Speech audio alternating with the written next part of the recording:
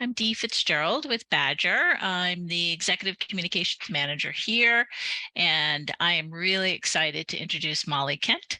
Molly is studying for her BA in English and Women's and Gender Studies at UNH. She has completed coursework on race and society, feminist thought, gender, power, and privilege.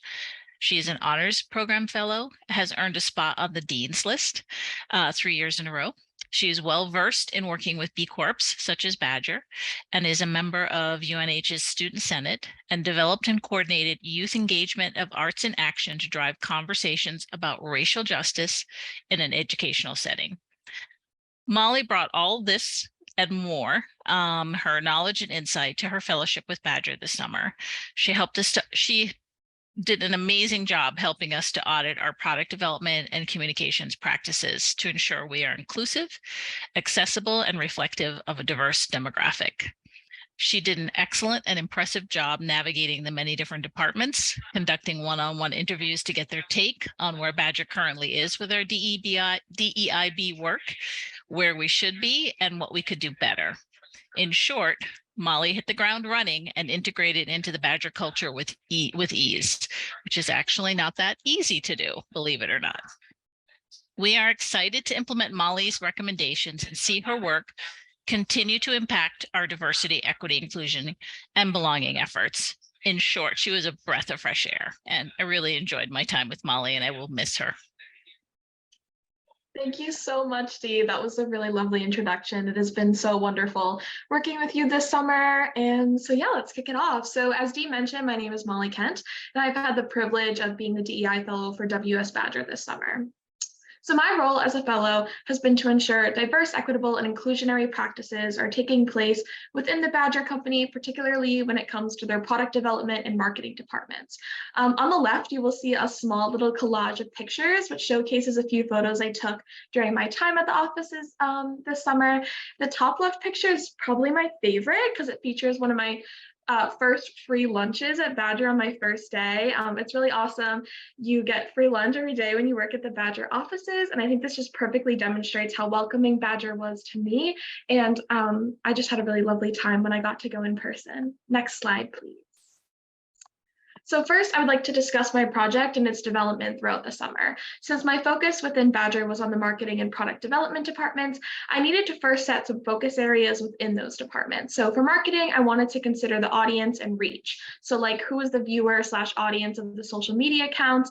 And then for product development, it was important to consider who the products were being made for and how we can expand this audience to be more diverse.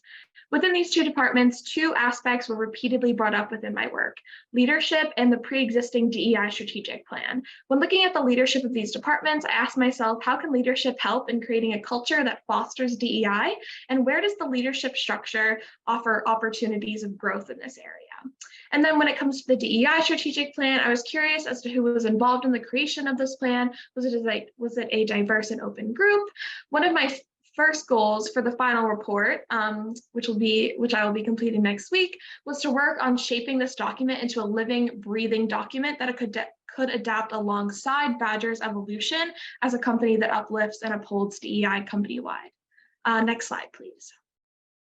So moving on to the impact of my work, I used a lot of the questions I developed about the marketing and product development departments I mentioned in the last slide to consider how to grow and improve DEI practices and policies within these departments. So I started with research, not only market research where I looked into what other companies were doing, but also internal research in which I conducted 2 surveys sent to varying departments that featured questions like, do you feel as if leadership supports your efforts and or other efforts in fostering DEI? And what are the ways in which Badger could improve upon their commitment to DEI? While the survey provided strong feedback, I also met with employees in a variety of different departments and levels one-on-one. Through these meetings, I was able to learn what different departments may benefit from more specifically. For example, I developed a language rubric for the marketing department and others in order to improve their use of inclusive language after members of the department expressed a lack of DEI resources. All of this will lead to my final report, which will hopefully lead to an updated strategic plan with more resources and structure for different departments to develop stronger DEI policies and practices. And next slide, please. So finally, oh, that's okay. I don't think, is there another one? Yeah. There we go. So through this experience as a DEI fellow with Badger, I learned many new things. Some small things, such as the fact that this was my first time ever working for a for-profit company and learning about what a consumer goods company even is and how it functions, as all of my past experiences have been working with nonprofits. So this helped me learn about the importance of an audience. Audience is not only important as a producer of products like Badger, in which you must consider the question of how do you make people feel like your products are made for you, but it is also important for any field. So for example, as Dee mentioned, I'm an English major, and so the majority of my work is writing, in which audience is everything. Being aware of your audience also made me realize how important honesty and accountability is within DEI work, as it can be really challenging to be upfront about mistakes and setbacks, wanting only to show off the final rather than the hard work it took to get there. Ultimately, I have grown a lot this summer through this unique job opportunity, and I would like to end by thanking my mentor Dee, my advisory group, and the entire UNH Sustainability Institute for this fabulous opportunity and all of your guidance throughout the fellowship. Thank you all for listening.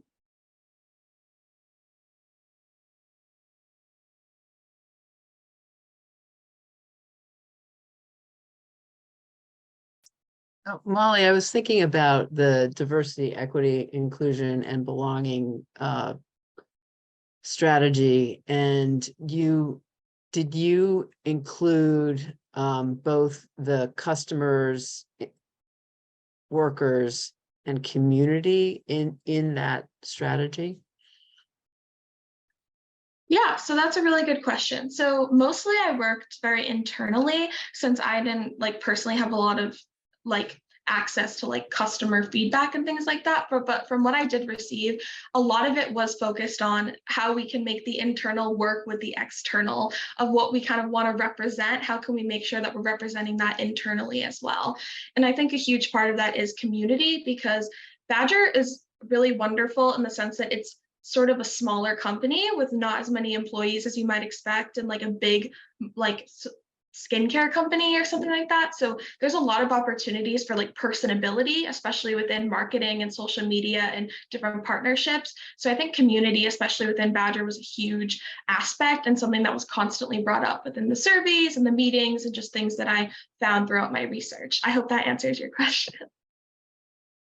And Molly, I also wanted to chime in regarding getting any kind of consumer feedback. Believe it or not, because of the nature of Badger being sort of a natural skincare company, we tended, I think, our audience to be of a certain age, certain demographic, definitely white. And so we don't get a lot of pushback from consumers in general, questioning whether or not our products are as inclusive as they could be, and if the language we're using, is embracing a wider audience. So the work that we're undertaking, it was really proactive in understanding that, that probably isn't something that's going to exist for much longer.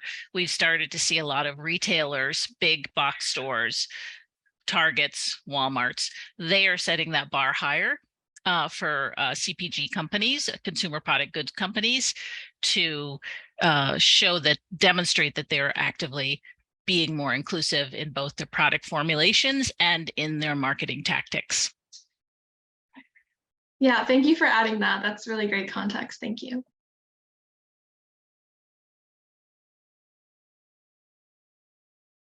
Molly, it's pretty interesting that you're an English major, and language is such a key piece to all of this. As you were interviewing other employees at the firm and talking about these issues, I mean, how much was language a piece of what you were talking about and a part of what you're working on in the strategic plan? Yeah, thank you. That's a really great question. I think that language is obviously inherently very important, but especially when it comes to things like developing, say, a strategic plan around DEI. I think one thing that I'm highly recommending is that Badger define diversity, equity, and inclusion within the context of their company and even within different departments, so that they can have that kind of personalized definition, so that when they throw out words like diversity, equity, and inclusion, it actually has a specific meaning behind it. So that's just kind of one example of the things that I found that was really important. And then just working like one-on-one with different people, like realizing what different types of terms and definitions and language like people are more familiar with versus like what I might be familiar with, and how those expectations might be different.